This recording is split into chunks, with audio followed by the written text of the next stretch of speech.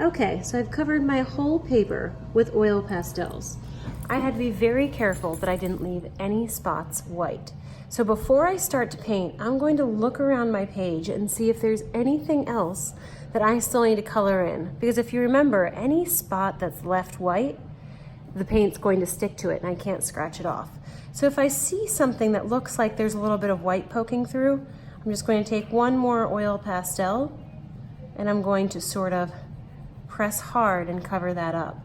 I really don't want to have any white spots because then my project won't really work. Let's see, that's looking pretty good. Sometimes the corners are a little bit worse. Okay, so this looks good enough to start to paint. So for that, I'm going to use a little bit of acrylic paint. And something that I have to be very careful of is that I just do a very, very thin coat of paint. So I'm just going to use a little bit and really spread it out. If it's too thick, then it might crack and peel off when I go ahead and try to make my scratch art. So I'm going to spread this as thin as I can while still making sure that I don't have any peekaboo spots, any of that oil pastel coming through.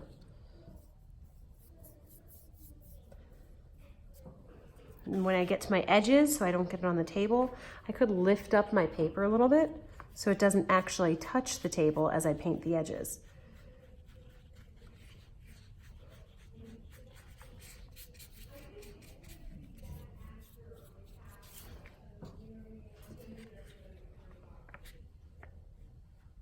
And I'm just going to go ahead and paint the entire thing, making sure that it's not too thick anywhere. Sometimes I sort of have to look at it in different light to see if it is too thick. And if I see a spot that's too thick, like for example, if I see that I have a little bubble of paint there, then once I see it, I just need to spread it out with my paint so that it's really, really thin everywhere.